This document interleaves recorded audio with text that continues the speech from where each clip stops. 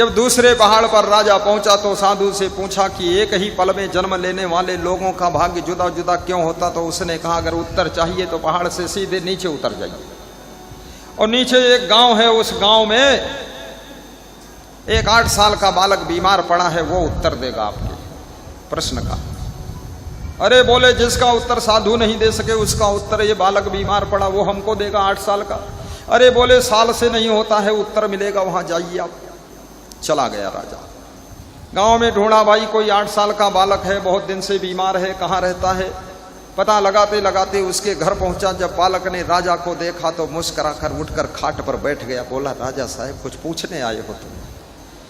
यही पूछना है कि एक ही पल में जन्म लेने वाले, एक ही मुहूर्त में पैदा होने वालों का भाग्य जुदा जुदा क्यों होता है? उसने कहा शांति से बैठ जाइए, थोड़ा टाइम लग जाएगा उत्तर में। छोटा बालक, इतना ज्ञान उसको है। उसने कहा एक समय की बात है, 4 भाई सगे तालाब के किनारे पिकनिक मनाने गए थे।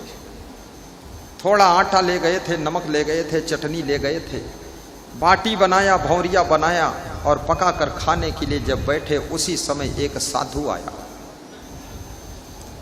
बड़े भाई से बाटी मांगा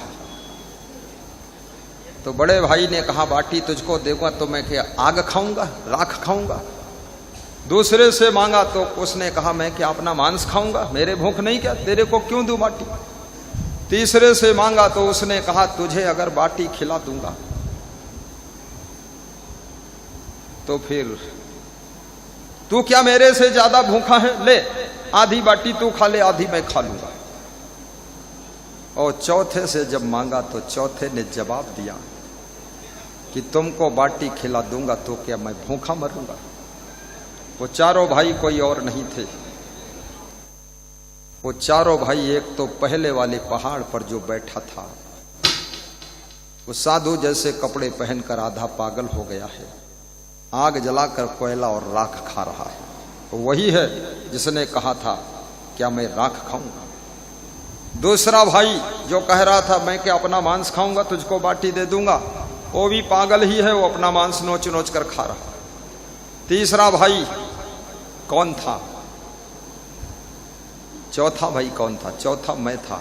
मैंने ही कहा था कि अगर तुझको बाटी दे दूंगा तो मैं क्या भूखा मरूंगा?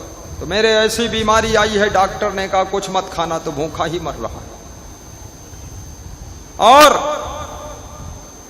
तीसरे भाई तुम थे, तुमने आधी बाटी तोड़ करके उस साधु को दिया था, आधी खुद खाया था।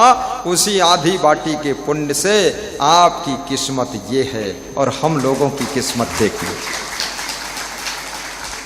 इसलिए भाग्य जुदा जुदा होता।